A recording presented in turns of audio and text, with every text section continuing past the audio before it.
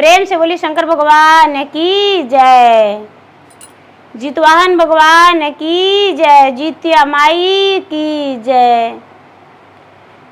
गुरु भाई बहना, मैं एक जीवित पुत्री का व्रत की कथा सुनाने जा रही हूँ। इस कथा को पूरा सुनिए और रहस्य जानिए। आदि नहीं आदि सुनने में जितिया भगवान के अपमान होती है, पूरा सुनने में ज्ञान होती है और पुत्रों की रक्षा होती है, पुत्र की लंबी आयु होती है, घर में लक्ष्मी माता की आवाहन होती है। इसलिए कथा को पूरा सुनिए और रहस्य जानिए। जय जितिया माई, जय जित भगवान। गुरु भाई बहना, एक नगर में एक राजा रहा करते थे, मिथिला नगरी में। राजा जो थे, राजा का नाम बहुत दूर दूर तक प्रचलित था। राजा का नाम सूरजदेव सिंह था। राजा जो थे बड़े राजा थे, उनका राज्य में कोई कमी नहीं था। उनकी जो पत्नी थी, पत्नी भगवान के भक्त थी, भगवान के पूजा पाठ किया करती थी। उनका पूजा पाठ करना बहुत अच्छा लगता था। रोज दिन प्रतिदिन तुलसी में जल डालती थी। धीरे धीरे राजा का ब्याह का साल 2 साल बीता और रानी माल्यावती गर्भवती रह गई। सूरजदेव सिंह का पत्नी माल्यावती गर्भवती रह गई। धीरे धीरे समय बीता, 1-2 महीना हुआ। राजा से कहती है, राजा बड़े खुश हुए, बड़े प्रसन्न हुए। रानी का बड़े खुशी से गोद भराई करवाए। गोद भराई में सभी परिवार आए, नाचे गाए, मंगल सब कुछ किए। लेकिन रानी जो थी, रानी अंदर से बहुत दुखी थी। उसे लगता था कि मेरा बच्चा जो है जन्म लेते ही और मैं इस दुनिया से चला जाऊंगा। पता नहीं रानी को ऐसा मन में क्या लगता था। धीरे धीरे समय बीतने लगा। समय बीतते बीतते रानी का 7, 8, 9वां महीना जब चलने लगा तो राजा से कहती है कि राजा साहब, क्या यदि मेरा देहांत हो जाएगा तो मेरा पुत्री को आप अपना प्यार देंगे? क्या मेरे बेटी को प्रतिपाल करेंगे? राजा कहते हैं कि क्यों नहीं, और आपको ऐसे कैसे हो जाएगा? जो माल्यावती है राजा से कहती है कि स्वामीनाथ, मैं बच्चे का जन्म देकर लगता है जीवित नहीं रहूंगी। राजा कहते हैं कि ऐसा नहीं होगा। धीरे धीरे समय बीता, 9वां महीना पूरा हो गया। 9वां महीना के बाद माल्यावती का प्रसव पीड़ा शुरू हो गया। माल्यावती राजा से कहती है कि स्वामीनाथ, मेरा आज बच्चा जन्म देने का दिन आ गया है। आज हम बच्चा का जन्म देंगे। आज आप कहीं नहीं जाएंगे, कोई काम करने के लिए नहीं जाएंगे। राजा इस बात को सुनकर रानी को वचन देते हैं कि हे रानी, मैं कहीं नहीं जाने वाला हूं। राजा साहब रानी को बात सुनकर डगरीन को बुला लाए। जब डगरीन घर में आई तो राजा डगरीन को बुलाए तो डगरीन घर में गई रानी के पास। रानी का प्रसव करवाई। रानी का ओद्र से एक कन्या जन्म लिया। रानी का एक ओद्र से जब कन्या जन्म लिया, रानी दम तोड़ दी। वो बच्ची जो है अनाथ हो गई, बिन मां की बच्ची हो गई। राजा साहब को खबर गया कि राजा साहब, आपका पत्नी ने एक कन्या का जन्म दिया, लेकिन खुशी मनाने का दिन नहीं, मातम का दिन आ गया। रानी ने अपना प्राण त्याग दी है। राजा कहते हैं कि उस बच्ची को मेरे सामने कभी नजर के सामने नहीं आना चाहिए। और कुलछनी है, वो अभागिनी है, मेरे भाग में आग लगा दी। वो कुलछनी मेरे नजर के सामने यदि आएगी तो हम अपना प्राण त्याग देंगे। राजा के घर में दाई दासी सब कोई थे। अब दाई दासी सोचते हैं कि हे भगवान, इस कन्या के पिता ही जब कहते हैं कि इस लड़की के मेरे सामने नहीं आना चाहिए, वो कुलछनी है, तो उसका नाम ही कुलछनी पड़ गया। सब कोई कुलछनी कहने लगे। दासी जो है, दासी उसका प्रतिपाल करने लगी घर का। धीरे धीरे समय बीता। रानी जो राजा थे बड़ा दुखी रहने लगे रानी के वियोग में। राजा जो है एकदम घर से बाहर ही नहीं निकलने लगे। रानी का तस्वीर हाथ में लेकर उसका सूरत को निहारते और एकदम उसके वियोग में डूब गए।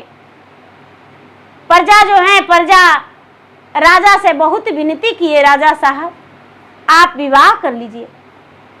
राजा ब्याह करने को तैयार नहीं थे।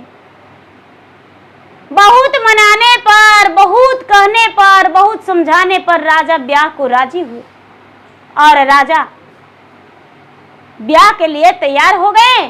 राजा का ब्याह हो गया। राजा की एक सुंदर पत्नी राजा के राजमहल में आ गई।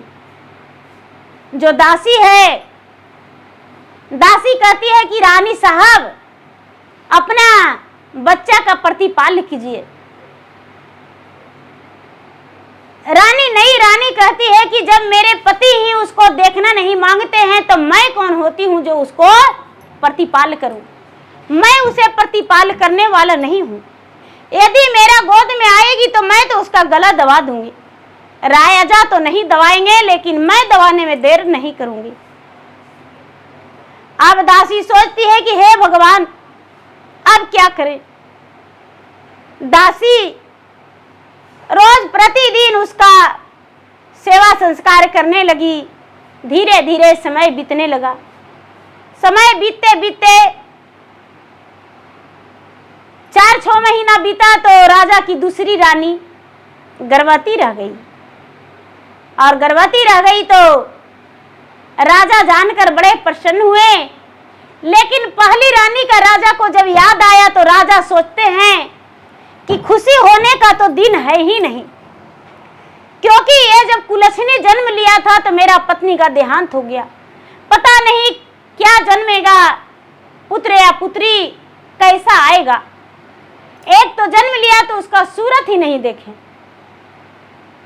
राजा नहीं गोद भराई करवाए और नहीं तो कोई खुशियां मनाए। रानी से कहते हैं कि देखिए रानी साहब, बच्चा जब जन्म लेगा तब दोनों मिलकर खुशी मनाएंगे। इस बात को किसी से मत बताइएगा। रानी किसी से नहीं बताई। 9वां महीना हुआ। रानी का ओद्र से एक कन्या जन्म लिया।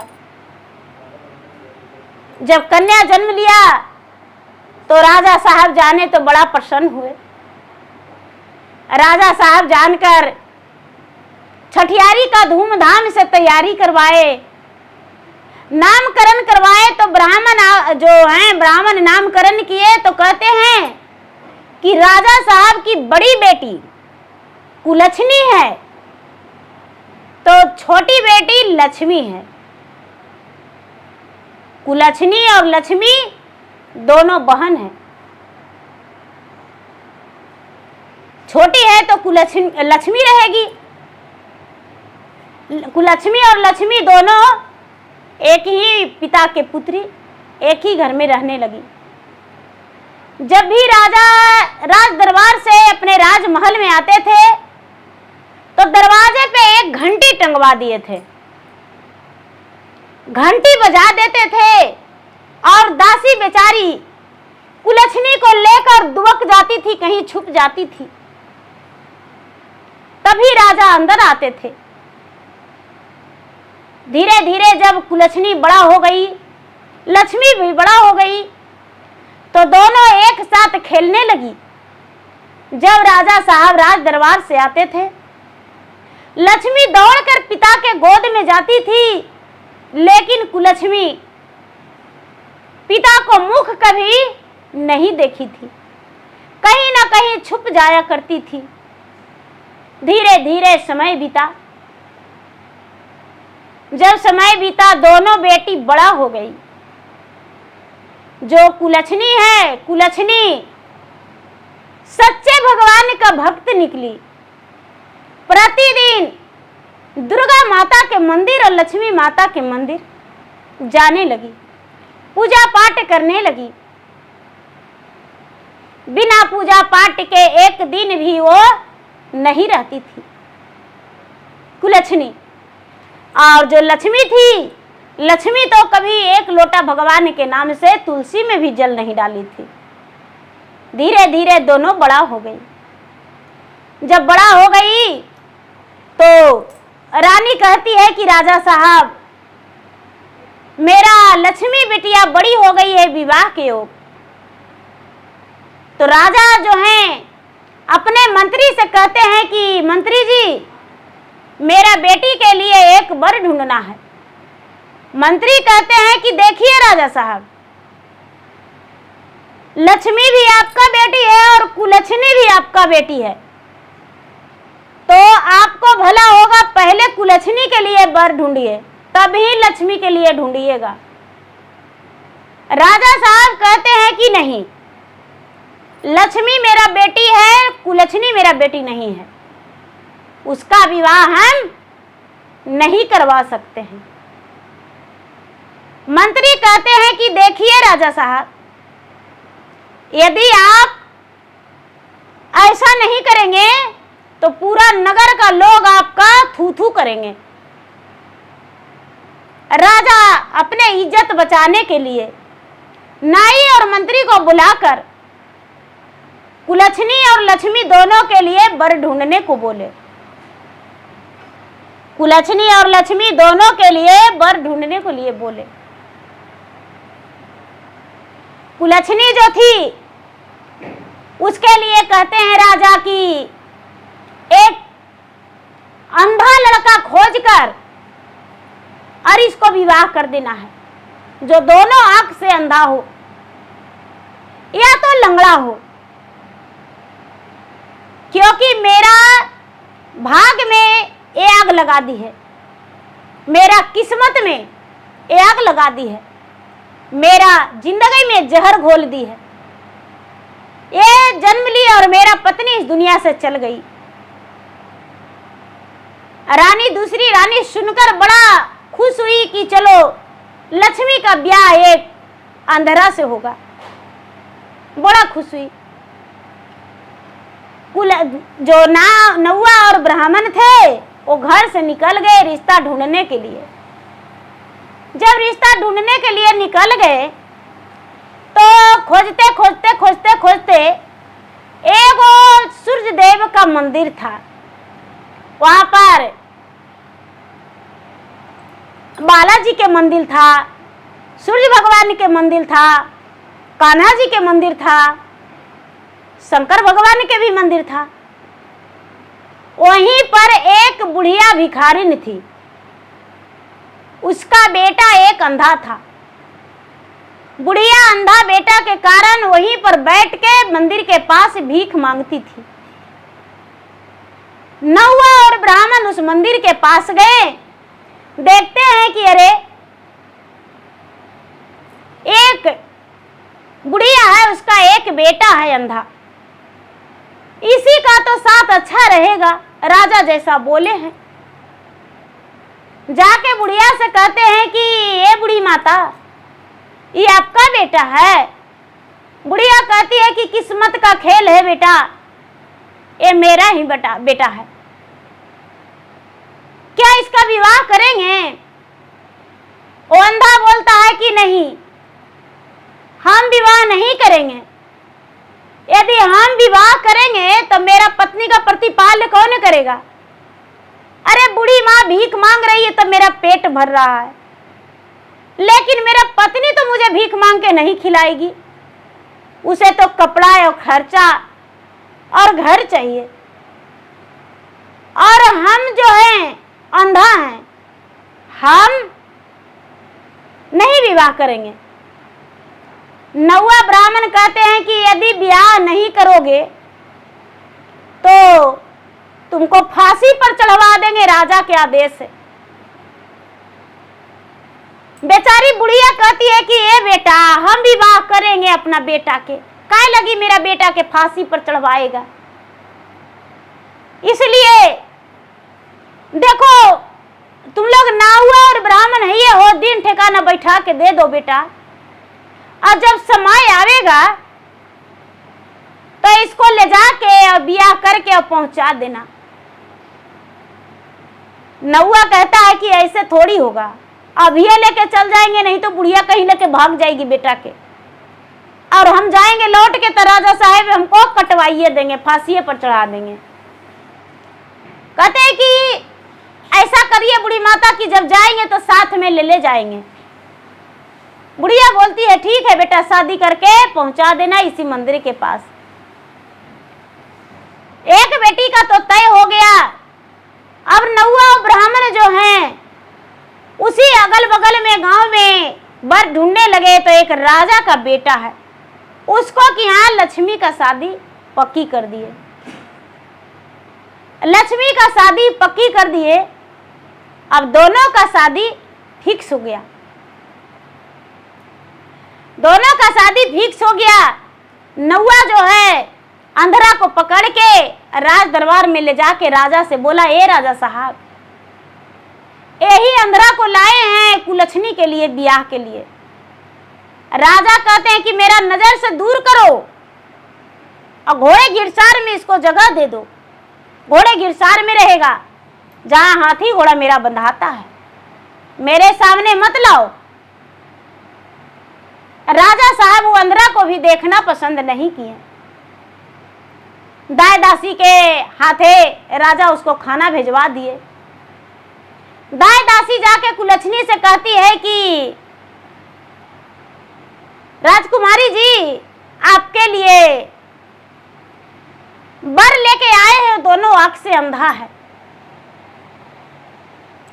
कुलछनी कहती है कि ऐसे भी मैं इस घर का नौकरानी हूं, चौके बर्तन करती हूं, तो मेरा विवाह तो अंधे से होना चाहिए।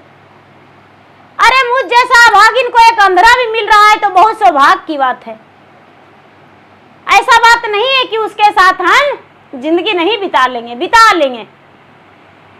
जब मेरे लिए भगवाने कुमेहर हो गए हैं तो संसार में कौन मेरा उठगनिया देगा। दाई दासी कुछ नहीं बोली। लक्ष्मी का विवाह तो बड़े घराना में सेट हुआ तो लक्ष्मी तो उछल कूद रही है। धीरे धीरे धीरे धीरे समय बीता। वो दिन आ गया जिस दिन बारात आने का है। राजा साहब के आंगन में अताल मड़वा पताल तुम ही गड़ा गया मड़वा। लोग परिवार आ गए, दोनों बेटी का विवाह हो गया। विवाह होने के समय राजा से कहते हैं ब्राह्मण की, राजा साहब कुलछनी का कन्या दान कर दीजिए। राजा कहते हैं कि नहीं, हम कुलछनी को मुख नहीं देखेंगे, हम कुलछनी को कन्यादान कैसे कर सकते हैं, उसको हम कन्यादान नहीं करेंगे।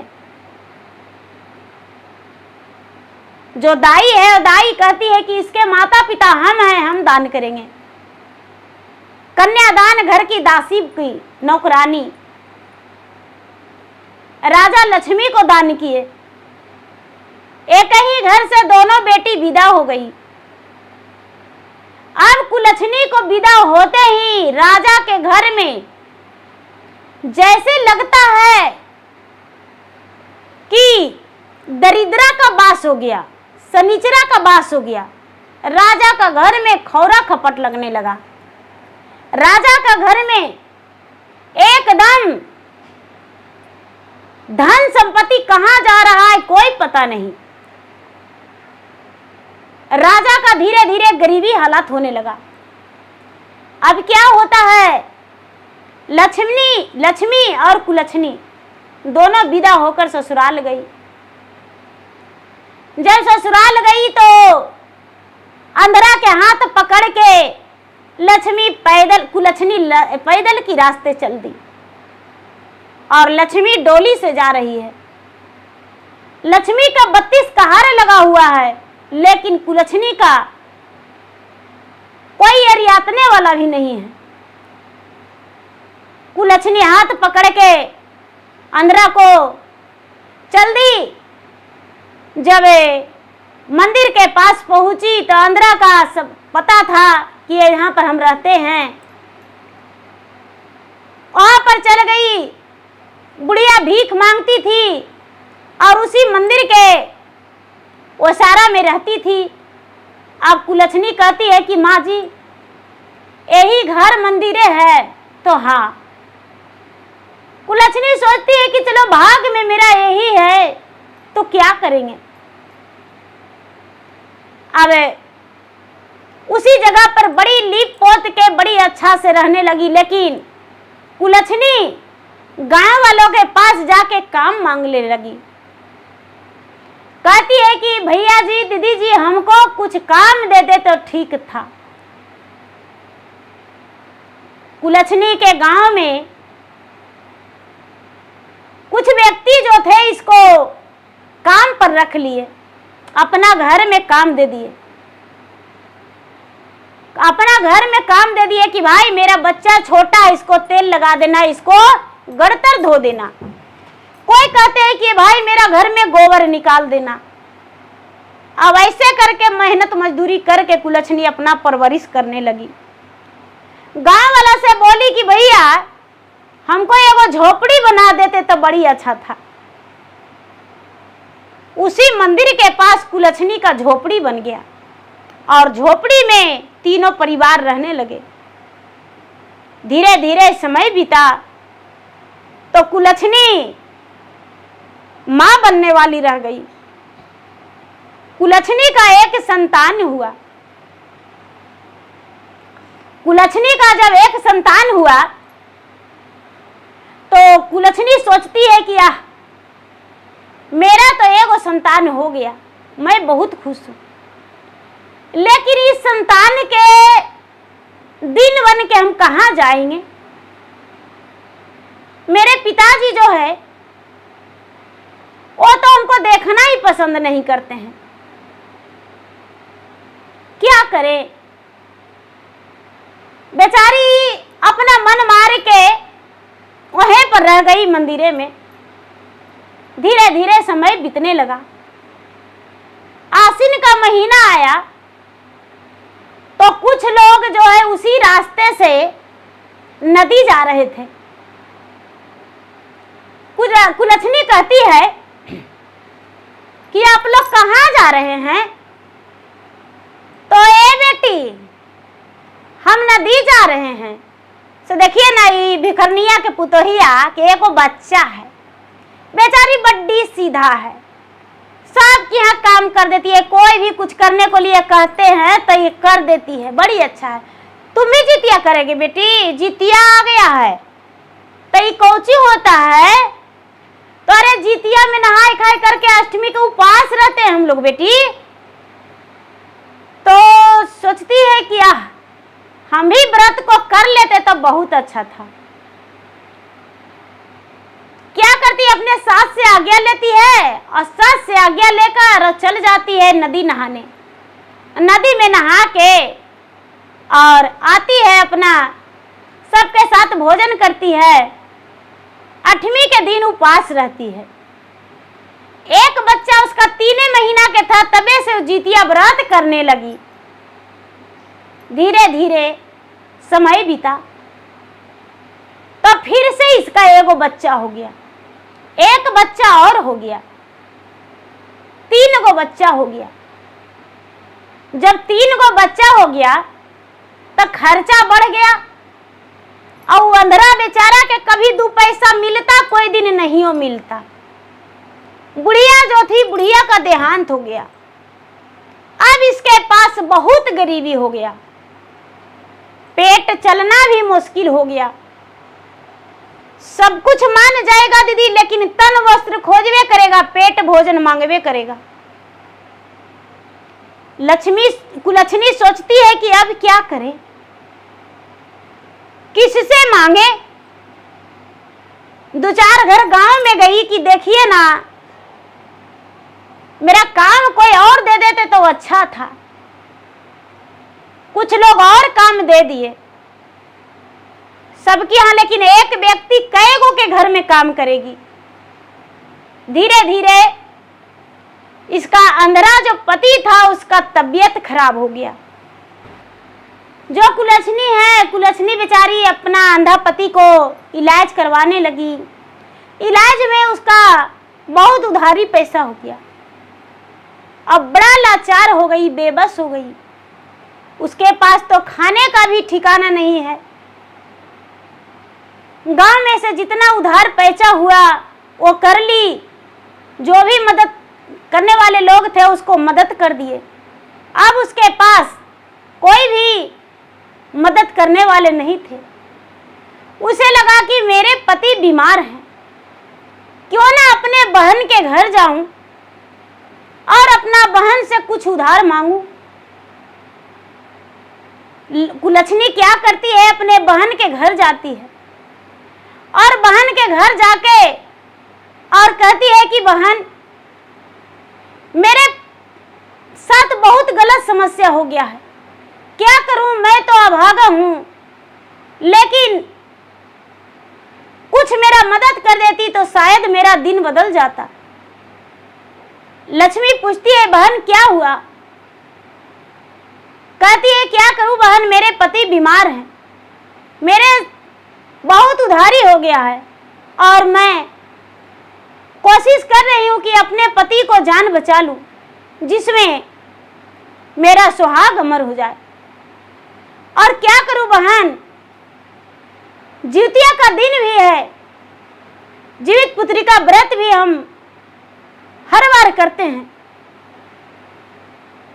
और इस बार बच्चे के लिए नहीं कैसे करेंगे, तो बहन थोड़ा सा भी पैसा उधार मुझे दे देती तो हम कमा के तुम्हारा पैसा वसूल कर देते। लक्ष्मी कहती है कि अरे भिखारिन, अभागिन, मेरे घर में आई हो मुझसे उधारी मांगने के लिए, मेरे घर से जल्दी से चले जाओ। मैं तुम्हें उधार देने वाला में से नहीं हूं। जलमते तू अभागन मां के खा गई हो और क्या मुझे भी खाएगी? अरे तुम्हारा 4 बच्चे का क्या मैं परवरिश करने वाला हूं? तेरा अंधा पति मर जाएगा तो क्या होगा? ऐसे भी वो अंधा पति रह के क्या करता है? मुझे तो पता चला है पूरे गांव में घुर घुर के मजूरी करती हो। जा जा अपने अंधे पति को मरने दो और तेरे बच्चे के लिए भला हम देंगे व्रत करने के लिए पैसे। जा। बेचारी उदास होकर घर आ जाती है। लक्ष्मी के घर से कुलछनी एकदम उदास मन से घर आ जाती है। घर आ जाती है तो उसका मन में ख्याल आता है कि हे भगवान, कुछ तो हमें करना चाहिए। एक खुरपी लेती है और एक डलवा लेती है और लेकर चल जाती है बाध वन में। और जो नुनिया साग होता है दीदी, वो नुनिया साग खुरपी से ढेर सारी बटोर ली, जमा करके भर डलवा ले ली और भर डलवा लेके और गांव में बेचने चली गई।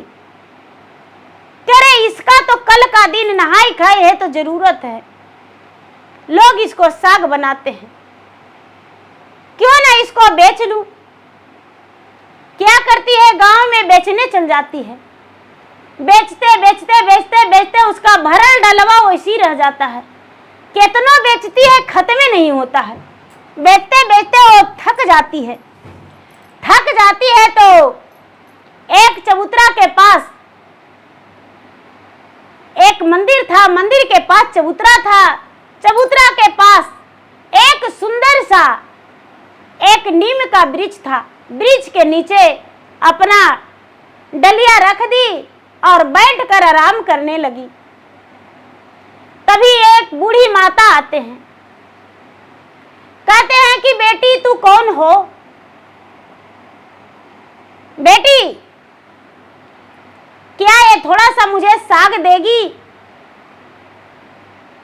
ऐसा बात सुनकर कुलछनी कहती है कि माता क्या करूं, आपको साग हम दे देंगे, ले जाइए।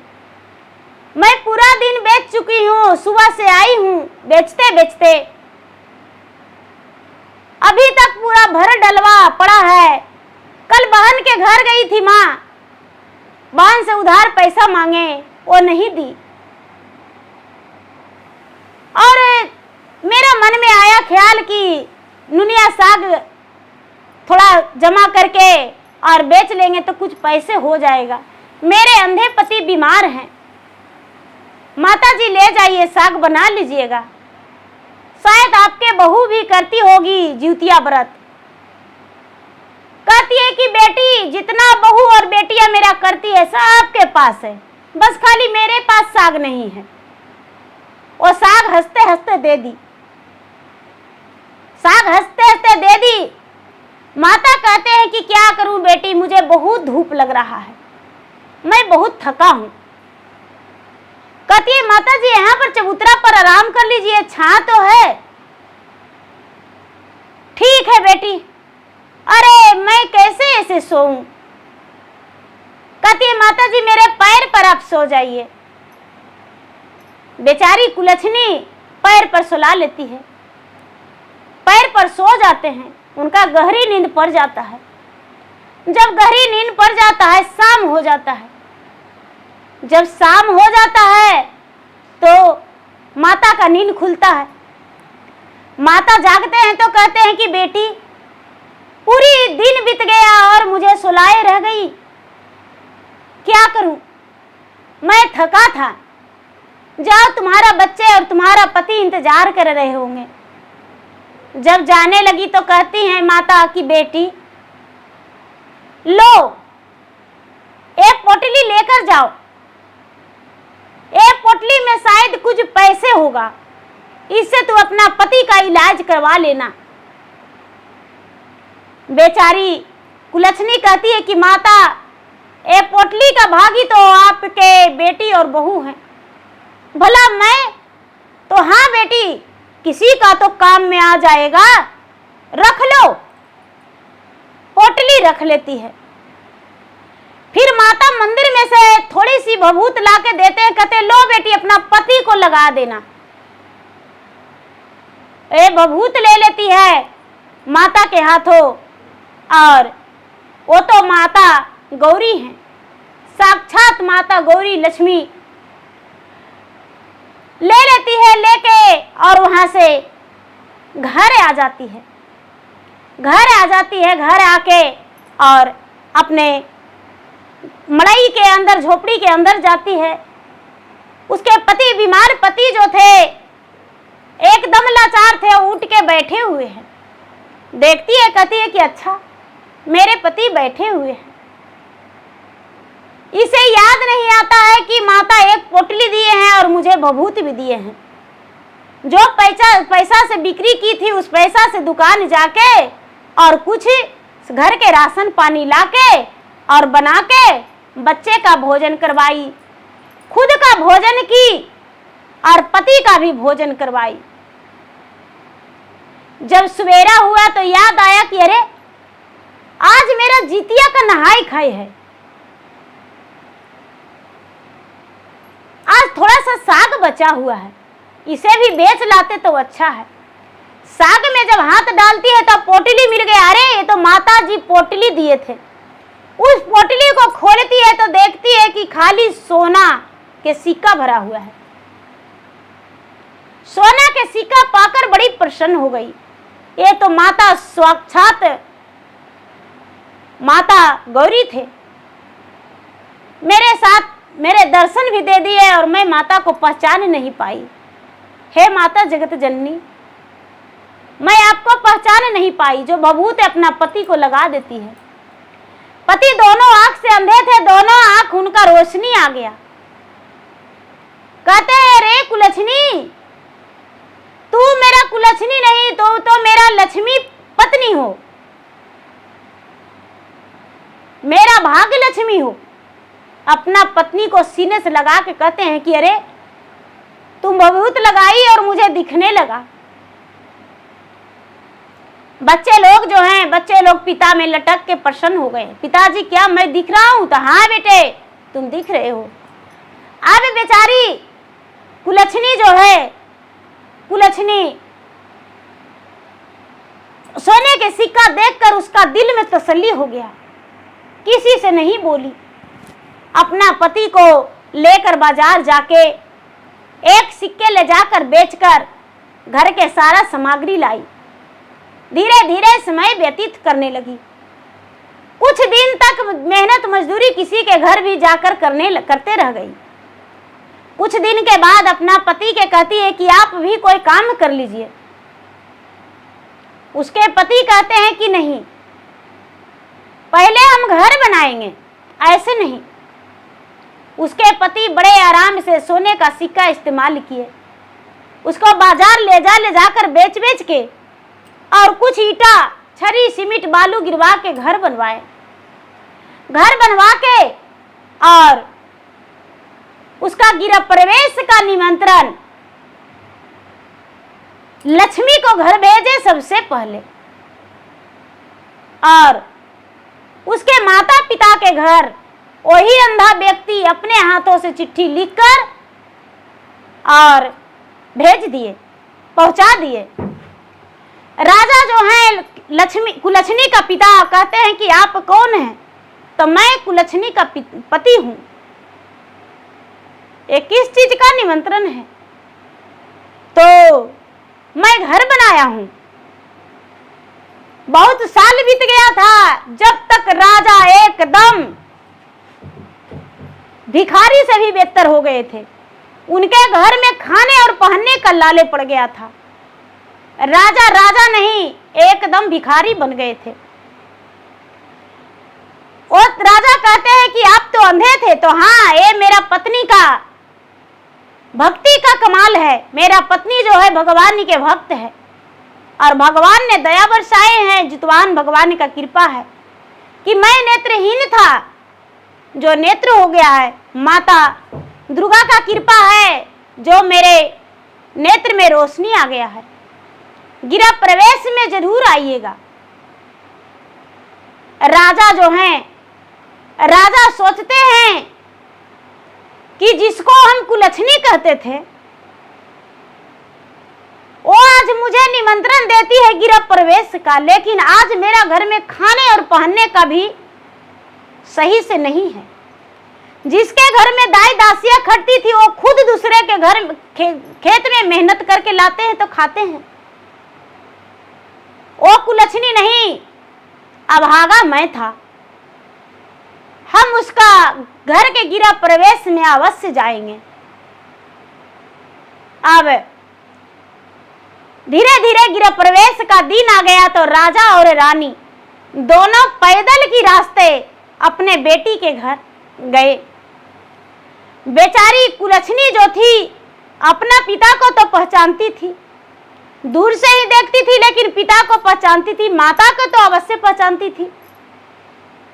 देखी तो पिता में लपट गई और पिता में लपट के रोने लगी। पिताजी, आज मैं बहुत खुश हूं कि आप मेरे दरवाजा पर आए। कुलछनी बेटिया को भाग जगाने आए हैं पिताजी। राजा कहते हैं कि नहीं बेटी, कुलछनी तुम नहीं हो, अभागा मैं हूं। मेरा भाग में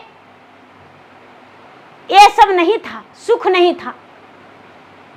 पहला पत्नी का सुख नहीं था, लेकिन तुम्हारा नाम हम कुलछनी देकर बहुत गलत किए। मुझे अफसोस है बेटी, जब से तुम मेरे घर से विदा होकर आई हो, साल 2 साल होते होते मैं तो एक भिखारी बन गया हूं। मेरे घर से लक्ष्मी माता क्रोध होकर निकल गए हैं और मैं तो दूसरे के घर मजदूरी करके दूसरा के खेत से लाता हूं तभी अपना परवरिश करता हूं। कुलछनी का आंखों से आंसू गिरता है और कहती है कि पिताजी ऐसा बात नहीं है, आप तो भाग्यशाली हैं। नहीं बेटी, मैं अभागा हूं। उस समय लक्ष्मी भी विरजवान थी।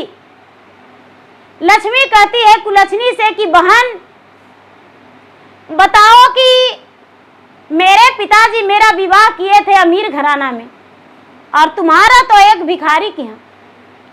तुम्हारे पास ये सब धन कैसे हुआ? और तुम्हारा 3 संतान भी है, तुम्हारे पास संतान भी है, तुम्हारे पास धन भी है। आज मैं एकदम कुलछनी की तरह हूं। लक्ष्मी तुम हो और कुलछनी मैं हूं।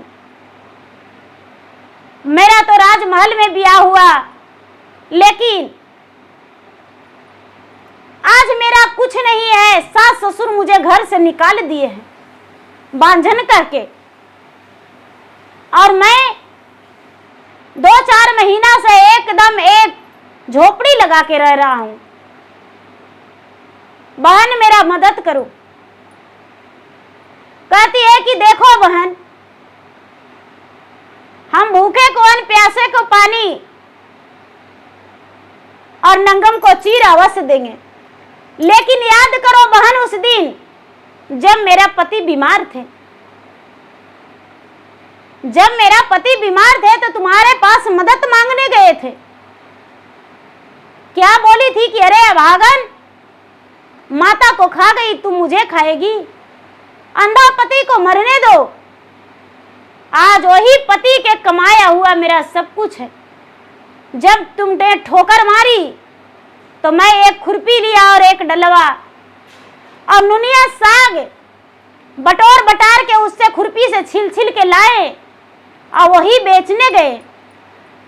एक बूढ़ी माता मिले और हमको एक पोटली दिए, और उस पोटली में खाली सोने का सिक्का था। माता भभूत दिए, वो भभूत अपना पति को लगाए। मेरे नेत्रहीन पति नेत्र वाले हो गए, और सोना के सिक्का से मैं सब कुछ बना लिया। आज देखो मेरा घर बन गया, मेरे बच्चे का एडमिशन अच्छे स्कूल में हो गया, मेरे बच्चे जो हैं पढ़ रहे हैं, मैं भी सुखी जीवन बिता रही हूँ, मेरे पति भी खुश हैं। अब कोशिश कर रहे हैं कि एक अच्छा सा दुकान अपने पति को करवा दे, जो कि मेरे पति दुकान में बैठेंगे और दुकान चलाएंगे, धंधा करेंगे, और मैं घर में सुखी जीवन बिताऊंगी। धन किसी का नहीं होता है बहन, समय किसी का नहीं होता है। लक्ष्मी माता जो है किसके दरवाजे जाते हैं, किसके दरवाजे से निकल जाते हैं, कोई नहीं जानता है बहन। लक्ष्मी नाम रहने से लक्ष्मी नहीं आते हैं, लक्ष्मी का आदर करने से लक्ष्मी रहते हैं। और तुम्हारे पास लक्ष्मी माता विराजमान थे और तूने आदर नहीं किया। जो लक्ष्मी बहन है वो कुलछनी से हाथ जोड़ के विनती करती है कि हे बहन, तुम कुछ भी करके और मेरा मदद करो। कहती है कि बहन हम मदद नहीं करेंगे, चलो तुम्हारे सास और ससुर के पास चलते हैं। दूसरा दिन तीसरा दिन बेचारी कुलछनी अपने लक्ष्मी बहन को साथ में ले ली, माता पिता को भी ले ली, और कुलछनी लक्ष्मी के घर गई। उसके सास से ससुर से विनती की कि माता जी, बहू तो आपके है, संतान नहीं हुआ तो इसमें इसका क्या दोष है? इसमें इसका कोई दोष नहीं है, इसका कोई दोष नहीं है। यदि घर से बाहर हो जाएगी, दूसरे के घर मेहनत मजदूरी करने जाएगी तो आपका ही इज्जत बर्बाद होगा। कहते हैं कि उसकी सास ससुर की बेटी, तुम एक अंधे पति के साथ जीवन बिता ली, कितना दुख मजदूरी करके, और इसने क्या किया? ये तो जो धन था वो भी बर्बाद कर दी। अब इसके पास कोई व्यवस्था नहीं है कि जो अपना जीवन खुशी से बिता सके, कुछ भी नहीं है। जो कुलछनी है वो बड़ी आरजू मिनती करती है और कहती है कि देखो बहन, अबरी जब जिउतिया व्रत आएगा तो तुम जिउतिया व्रत करना और तुम्हें भी संतान होगा। तूने भिखारी को अपमान किया है, सास ससुर को अपमान किया है, पति को भी अपमान किया है, इसी का दंड मिला है जो तुम्हें घर से बेघर होना पड़ा है और निसंतान भी हो। तुम भगवान का अपमान की हो। भगवान का भक्ति करो, पूजा करो, जिउतिया व्रत करो, तुम्हें भी संतान अवश्य होगा। जो लक्ष्मी है वो स्वीकार की। माता पिता कहने लगे कि बेटी, और मैं कौन कसूर किया हूं?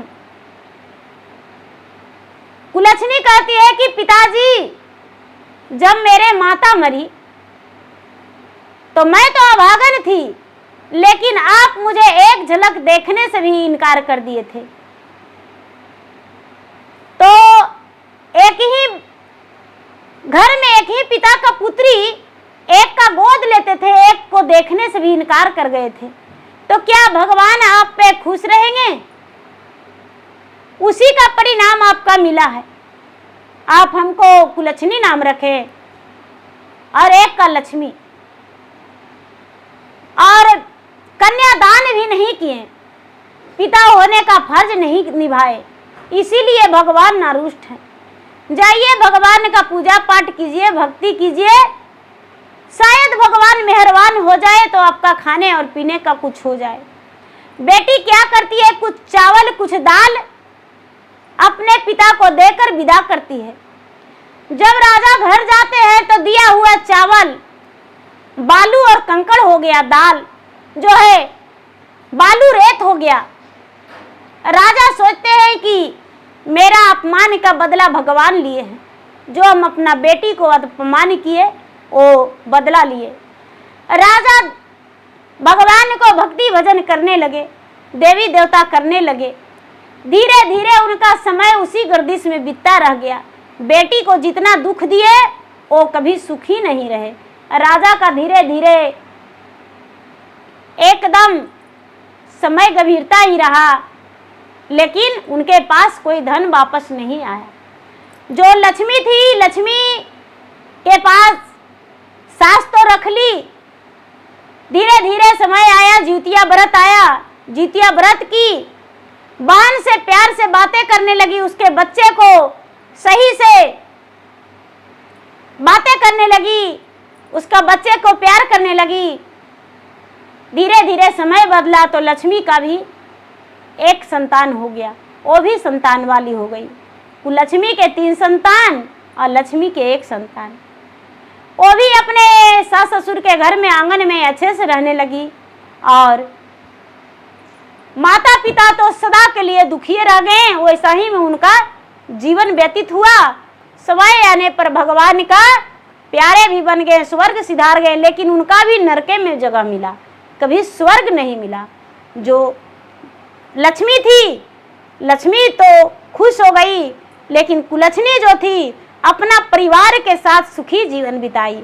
अंधा पति के नेत्र मिल गया, बच्चे भी पढ़ लिख के विद्वान हो गए, अच्छे अच्छे अफसर बन गया और उसका 3 बेटा के ब्याह हो गया, बहू आ गई, पोता पोती से घर भर गया। गांव वाले उसका नाम का गुणगान गाने लगे। ये लक्ष्मी कुलछनी का कथा। गुरु भाई बहना, मेरा एक विनती है,